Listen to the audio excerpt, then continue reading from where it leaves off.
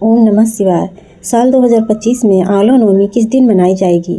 30 या 31 अक्टूबर। आज इस वीडियो में हम आपको बताएंगे कि आंवला नवमी मनाने की सही तिथि क्या है, पूजा करने का शुभ मुहूर्त क्या रहेगा और इसकी पूजा विधि के बारे में। शास्त्रों के अनुसार अक्षय नवमी का पर्व कार्तिक शुक्ल नवमी के दिन मनाया जाता है। यह पर्व देव उठनी एकादशी से 2 दिन पूर्व मनाया जाता है।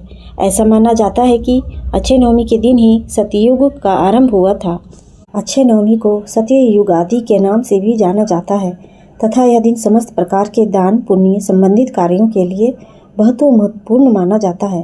जैसा कि अक्षय नाम से पता चलता है, इस दिन कोई भी दान या भक्ति संबंधी कार्य करने से उसका पुण्य फल कभी कम नहीं होता तथा व्यक्ति को न केवल इस जन्म में अपितु आगामी जन्मों में भी उसका पुण्य फल प्राप्त होता है। अक्षय नवमी के शुभ अवसर पर मथुरा वृंदावन की परिक्रमा का अत्यधिक महत्व है।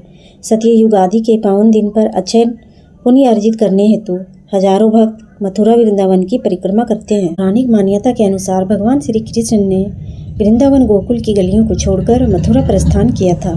यह वह दिन था जब भगवान श्री कृष्ण ने लीलाओं को त्याग कर कर्तव्य के पथ पर कदम रखा था। आंवला नवमी 2025 में 31 अक्टूबर शुक्रवार को मनाया जाएगा। नवमी तिथि प्रारंभ होगी 30 अक्टूबर सुबह 10:06 पर और नवमी तिथि का समापन 31 अक्टूबर को सुबह 10:03 पर होगा।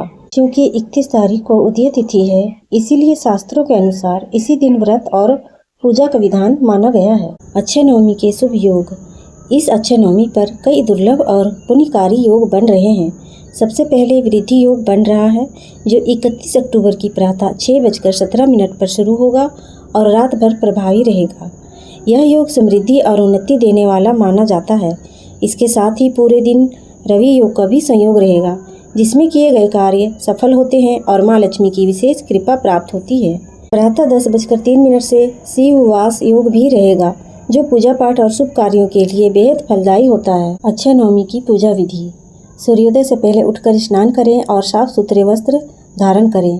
आंवले के पेड़ के पास पूर्व दिशा की ओर मुख करके बैठ जाएं और पूजा का संकल्प लें। वृक्ष की जड़ में जल व थोड़ा कच्चा दूध चढ़ाएं। हल्दी कुमकुम से वृक्ष पर तिलक करें। पेड़ के नीचे घी का दीपक प्रज्वलित करें और पेड़ के चारों ओर लाल कलावा 7, 9 या 11 बार बांधें। सामर्थ्य अनुसार 7, 9 या 108 बार परिक्रमा करें और पेड़ के नीचे ब्राह्मणों व जरूरतमंदों को भोजन कराएं, फिर स्वयं भी वहीं भोजन करें। अक्षय नवमी का महत्व। जैसा कि अक्षय नाम से पता चलता है, इस दिन कोई भी दान या भक्ति संबंधी कार्य करने से उसका पुण्य फल कभी कम नहीं होता तथा व्यक्ति को न केवल इस जन्म में अपितु आगामी जन्मों में भी उसका पुण्य फल प्राप्त होता है। आंवला नवमी के दिन ही भगवान विष्णु ने कुष्मांडक नामक दैत्य को मारा था। आंवला नवमी पर ही भगवान श्री कृष्ण ने कंस का वध करने से पहले 3 वनों की परिक्रमा की थी। तो पूरे कार्तिक मास में पवित्र नदियों में स्नान करने का महात्म्य है, लेकिन नवमी को स्नान करने से अक्षय पुण्य होता है। इस दिन आंवले के पेड़ के नीचे भोजन बनाने और उसे ग्रहण करने का विशेष महत्व है।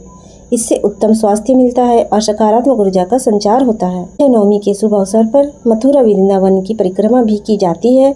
इसके फलस्वरूप व्यक्ति वैकुंठ धाम में स्थान पाता है। आखिर क्यों मनाई जाती है आंवला नवमी?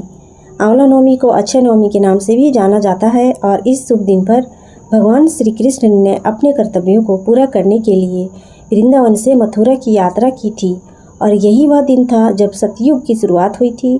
तभी से इस महापर्व की शुरुआत हुई। शास्त्रों के अनुसार कार्तिक माह की नवमी तिथि से लेकर पूर्णिमा तक भगवान विष्णु आंवले के वृक्ष में निवास करते हैं, इसलिए इस दौरान आंवले के पेड़ की पूजा की जाती है। महिलाएं संतान प्राप्ति, आरोग्य, सुख शांति और घर में धन संपदा की वृद्धि के लिए आंवले के पेड़ की पूजा करती हैं। एक कथा के अनुसार माँ लक्ष्मी ने पृथ्वी पर भ्रमण करते हुए भगवान विष्णु और शिव जी की एक साथ पूजा करने की इच्छा रखी। क्योंकि आंवले के पेड़ में तुलसी और बेलपत्र दोनों गुण पाए जाते हैं, इसलिए उन्होंने आंवले के पेड़ की पूजा की। अक्षय फल की प्राप्ति। इस दिन किए गए धार्मिक कार्य, दान और पूजा पाठ से अक्षय पुण्य और फल मिलता है।